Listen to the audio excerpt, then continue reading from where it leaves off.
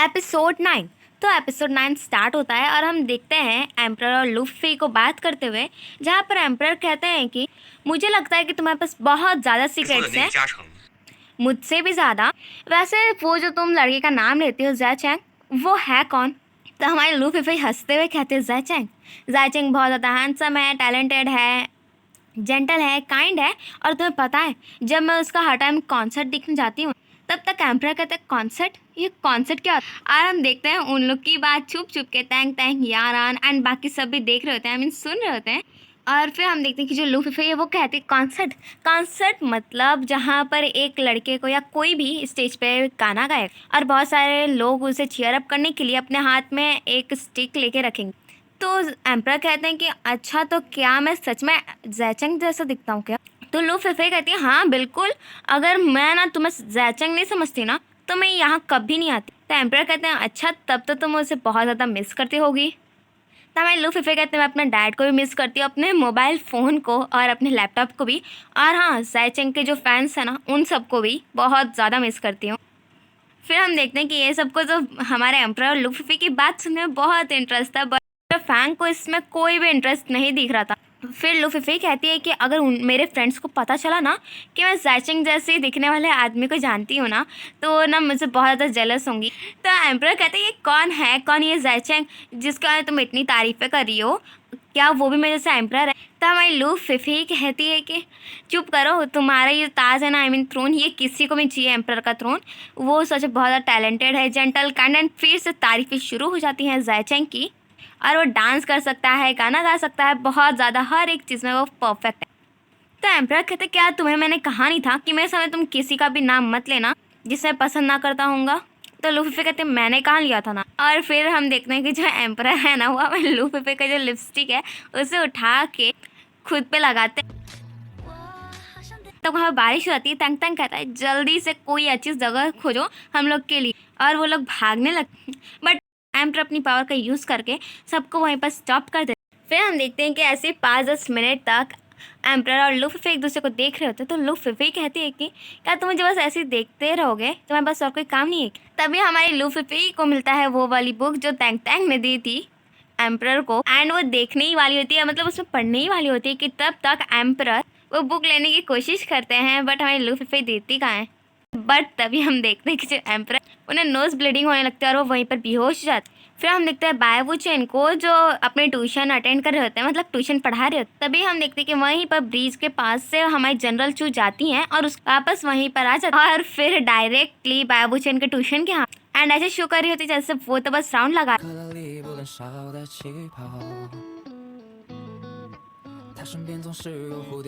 और एक ऑरेंज पकड़ा के चली जाती हैं बायवुचेन। और फिर हम देखते हैं कि जो बायवुचेन है वो उस पर कुछ पेंट कर रहे होते हैं एंड शांग्यू एकदम देख रहे थे कि बहुत इंटरेस्ट हो रहा होता है उसे। और फिर बायवुचेन गुस्से से देखते हैं शांग्यू, और वो जो ऑरेंज पास होता है डायरेक्टली जाके जनरल चू के पास। फिर हम देखते हैं कि जनरल चू भी उस पर कुछ ड्रॉ करी होती हैं और उनके जितने भी सोल्जर्स होते हैं वो सब देख रहे होते हैं, उनके आर्टिस्ट। बट तभी जनरल चू उन लोग को देखती हैं और कहती हैं यहाँ पर क्या कर रहे हो, कोई काम नहीं है? और वो ऑरेंज के पास होता है डायरेक्टली बायवुचेन। और फिर हम देखते हैं कि बायवुचेन का ट्यूशन और जनरल चू वहाँ से चली जाती हैं और वो दोनों के दोनों ऑरेंजेस एक साथ होते हैं। फिर हम देखते हैं हमारी शांग्यू को जो कहते हैं कि वो लोग भी अब लव करते एक दूसरे को लाइक करते। फिर हम देखते हैं हमारी लूफी को जहाँ वो मिरर पे जादू करते हुए कह रही होती है जादू ही आई ने, तो मुझे ये बताओ क्या सच में मैं बहुत ज़्यादा अगली लगती? तभी वहाँ पर यारा ना के कहती है कि तुम अगली कैसे हो सकती हो? तो फिफी कहती हाँ सही कहा। तो फिर एम्परर मतलब बेहोश थे कि क्या हुआ, अब उसे थोड़ी पता कि एम्परर बेहोश हो गए थे। तो वो कहते तो वो डायरेक्टली सिर्फ बेड पे लेटा हुआ ही क्यों था, आई मीन क्यों लेटे हुए थे? तो हमारी यारन कहती है क्या हुआ मुझे और बताओ ना, एंड उसे फिर से परेशान कर। तो हमारी लूफी कहती क्या पता एम्परर को कोई प्रॉब्लम होगी, शायद वो mentally problem, I mean mentally ill होंगे। तो यारन कहती क्या कह रही हो तुम? तो फिर हमारी लूफी कहती है कि नहीं, शायद फिजिकली इल होंगे। फिर वो कहती है मैं तो उन्हें ठीक कर सकती हूँ, मैं एक मेडिकल की स्टाफ हूँ। तो हमारी यान कन्फ्यूज होकर कहती है क्या कह रही हो तुम, मुझे सच में कुछ भी समझ में नहीं आ रहा। तो इतना सैड देख के फिफी को यारन कहती है कि तुम तो अब मास्टर पॉचस भी बन गई हो, तो तुम इतने सैड क्यों हो, तुम्हें तो खुश होना चाहिए। तो हमारी लूफीफी कहती है हाँ मैं खुश तो हूँ, पर तुम्हें पता है ना एम्प्रेस द्वागर हर टाइम मुझ पर शक कर, भाई छोटी से छोटी गलती को भी बड़ा कर देंगे। और फिर कहती है कि लॉर्ड चेन भी गए थे बात करने, बट हमारी जो एम्प्रेस द्वागर हैं वो कहती हैं कि मैं तो पोस्टपोन ही कर सकती हूँ शादी।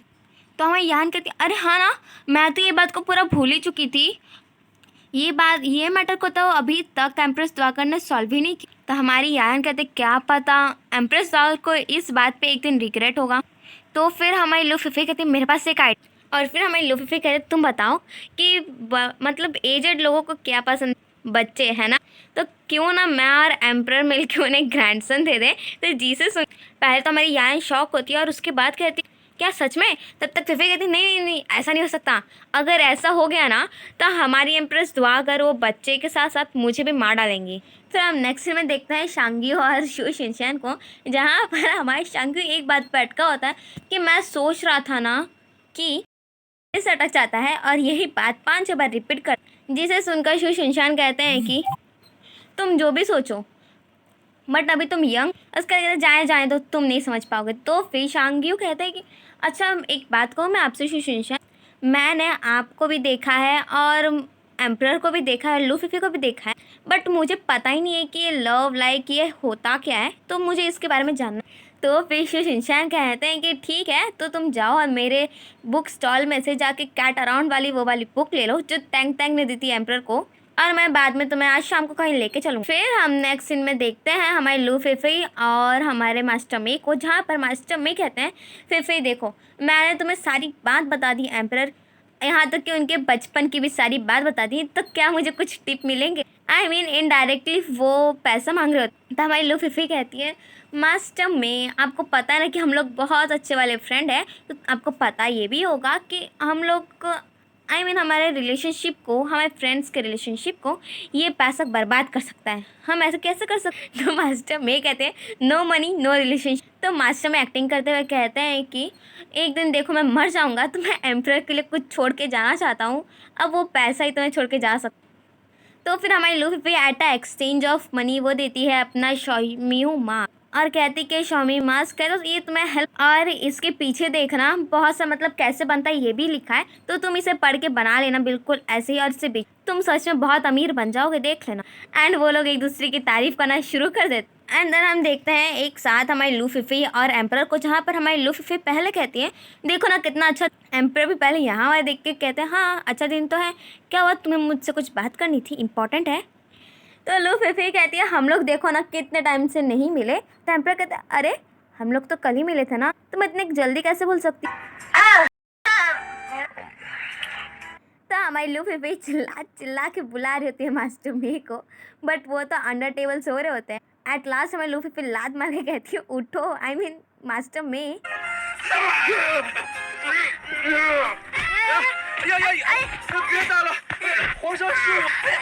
एक्शन में देखते हैं रात का सीन, जहाँ पर हमारी मैडम युआन कहती है शू शिनचैन से कि आप इतने ब्यूटीफुल स्टूडेंट को लाए हो तो मेरी जितनी भी गर्ल्स हैं ना वो सब देख के लाइक करने लगेंगी। तो शू शिनचैन तारीफ करते हुए कहते हैं मैडम युआन आप सच में बहुत ज़्यादा स्मार्ट हो, और ये मेरा छोटा भाई है और मैं ऐसे यहाँ पर कुछ एक्सपीरियंस करवाने लाया हूँ, और हमारा जो शांगी हो तो यहाँ वहाँ देख रहा होता है।